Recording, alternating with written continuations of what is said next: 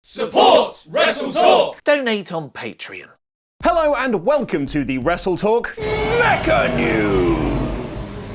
I am Luke Owen. Press the subscribe button to help us reach 1 million subscribers in a row, and leave a comment down below to answer our question of the day. Would you like to see an end of the WWE brand split and for them to go back to one shared roster? Ollie Davis asked you yesterday about your AEW dream matches, and S. Alexander Caradonna asked for Dean Ambrose versus Jimmy Havoc in a death match. Kazeklu Bay wants Kenny Omega versus Chris Jericho versus Dave Bautista, and Alan Monzon wants a triple threat between the WrestleTalk hosts to determine the best in the world. But we all know Shane McMahon would just enter himself into that match and win. On today's Mecha News, we've got word on why Asuka won't be part of Elimination Chamber this Sunday, All Elite Wrestling opening up about their inclusivity, and WWE's Jimmy Uso being arrested. But first, with all of the rumored names to be joining All Elite Wrestling, like Dave Bautista and Bill Goldberg, one of the biggest names asked for by fans is CM Punk. Punk left the wrestling world in 2014, going on to have a lackluster run in UFC, but he's had far more success in his presenting roles, and his next presenting gig has been revealed, as he will be part of this awesome new YouTube series called The Science of Mortal Kombat. I'm Kyle Hill. Join me, my experts, and a legion of minions ready to do my sciencey bidding as we test fatalities, brutalities, and realities in the science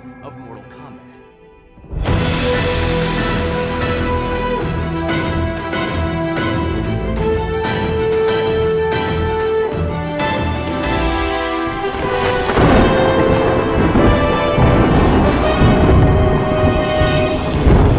CM Punk Fatality confirmed!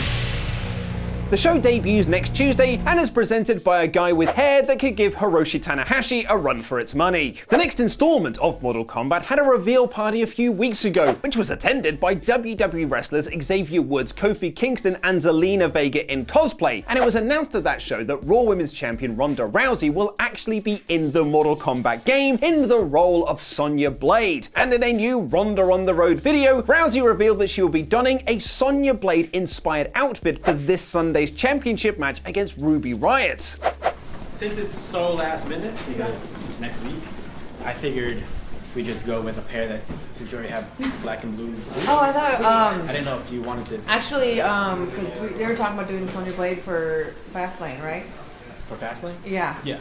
Well, my dude Alejandro, I talked to him about trying to do another Sonya Blade for Elimination, because it was so quick. Yep. You know, and we had like no turnaround. Yep. We were trying to maybe do Sonya Blade for this one, Sonya Blade for the next one, and then back to regular for me. And speaking of Kofi Kingston, he was announced as Mustafa Ali's Elimination Chamber replacement, following Ali suffering a concussion last weekend along with multiple other injuries. Kofi then lasted for over an hour in a gauntlet match against his other chamber entrants on SmackDown Live this week, pinning Jeff Hardy, Samoa Joe, and WWE Champion Daniel Bryan in the process. Many people, including us here at WrestleTalk, theorized that this gauntlet story would have been the same, but with Ali in the role, given the underdog story they've been telling with him since his SmackDown debut, and that has seemingly been confirmed. WrestleVote, who have an excellent track record of backstage scoops, posted on Twitter that Kofi being in the ring nearly an hour was the same story that was to unfold with Mustafa Ali, adding that an opportunity has now opened for Kofi, and he has momentum, both with fans and backstage after his performance. But someone who currently doesn't have any momentum is SmackDown Women's Champion Asuka. Despite winning the title at TLC and defeating eventual Royal Rumble winner Becky Lynch clean in the ring, Asuka hasn't been seen on SmackDown Live since January 22nd, and she doesn't have a match this coming Sunday at Elimination Chamber. However, according to WrestleVote, there is a plan in place for Asuka leading into WrestleMania, and the reason she doesn't have a championship match this Sunday is because the rest of the SmackDown roster is simply busy with other things. Becky Lynch and Charlotte Flair are tied up in a storyline with Raw's Ronda Rousey, and Mandy Rose, Sonya Deville, Naomi, Carmella, and the Iconics are inside the Elimination Chamber to crown the WWE Women's Tag Team Champions. WrestleVotes are reporting that WWE didn't want to do excessive brand jumping prior to WrestleMania, which only left Lana and Zelina Vega as potential opponents for Asuka, which WrestleVotes report were not pay-per-view matchups WWE wanted.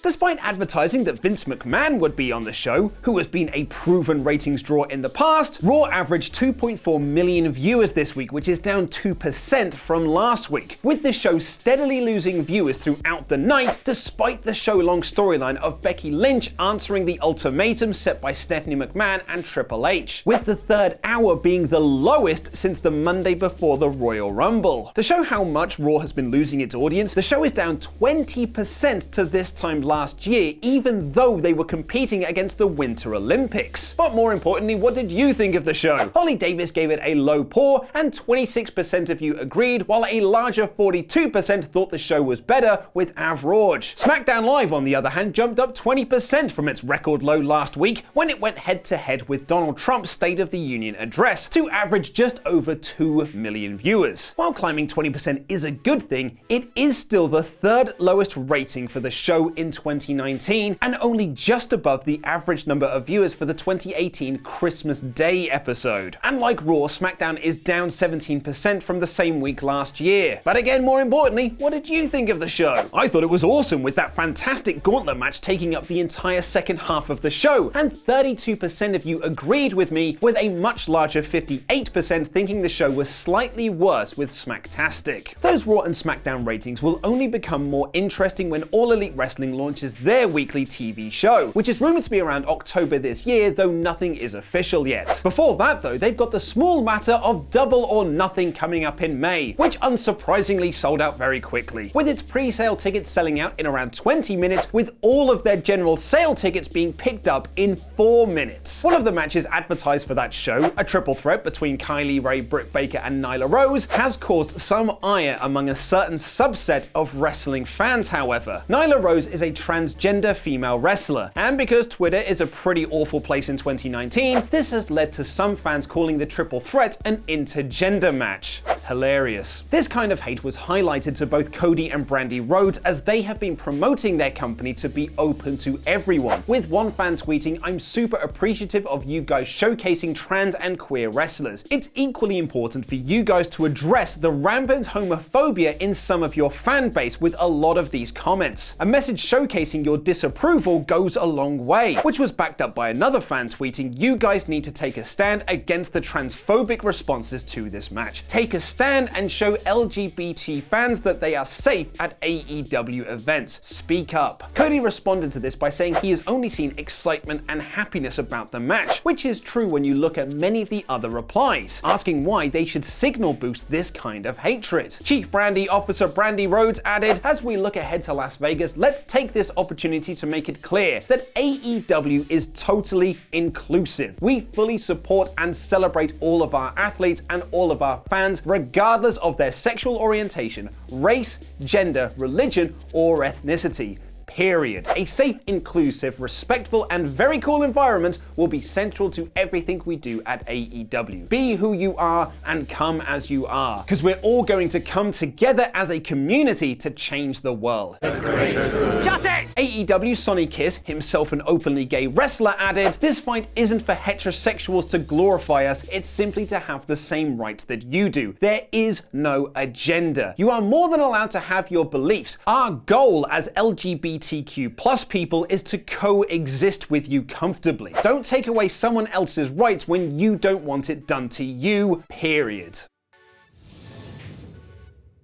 This Sunday we'll see the Usos vying to take the SmackDown Tag Team Championships from Shane McMahon and The Miz at Elimination Chamber. But one part of that foursome ran into some trouble with the law on Thursday night. TMZ Sports were the first to report that Jimmy Uso was arrested in Detroit after an altercation with the police. According to TMZ, Jimmy Uso, whose real name is Jonathan Fatu, and his wife Naomi were pulled over near downtown Detroit after cops say Naomi was driving the wrong direction on a one-way street, adding that according to our police sources, cops say their 2018 Dodge Journey reeked of booze. TMZ's reports state that the cops asked Naomi to exit her vehicle, and while she was talking with the cops, Jimmy got out of the car, despite commands from police, and took off his shirt and jacket and squared up like he wanted to fight. TMZ state that Jimmy Uso calmed down and was handcuffed and taken to jail, where he posted bond and was charged with disorderly conduct and obstruction. Naomi tweeted tweeted when a fan asked if they were okay, "Yes dear, we are safe and okay, thank you, and love y'all." When reached for comment, WWE told the Wrestling Observer, Jonathan Fatu is responsible for his own personal actions. This story comes a little over a year since Jimmy's brother Jey Uso was arrested in Texas for DWI charges, with WWE releasing a similar statement on that issue too. While many wondered how this would affect the Usos' position in the company, Jimmy and Jey were on SmackDown just a few days later and were prominently featured in the tag team scene of SmackDown for the majority of 2018. So it'll be interesting to see how this plays into the Usos tag team title match this Sunday against The Miz and Shane McMahon, as well as Carmella and Naomi's chances of winning the WWE Women's Tag Team Championships inside the Elimination Chamber. And our predictions for that show are now live. And if you want to compete against us in predictions, along with nearly 600 other Pledgehammer Wrestling fans, then sign up to our Patreon today and get involved with Wrestle League. Not only that, but you get other sweet bonuses, like Ollie and I reviewing classic wrestling pay-per-views, the next episode being Elimination Chamber 2011, and an extra rambly podcast where all three of us have a few drinks and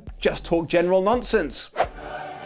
Become one of our pledge hammers on Patreon today by clicking the link on screen, and watch myself, Laurie Blake, and Ollie Davis give our thoughts on this Sunday's Elimination Chamber by clicking our predictions video. I've been Luke Owen, and that was Mecha Wrestling.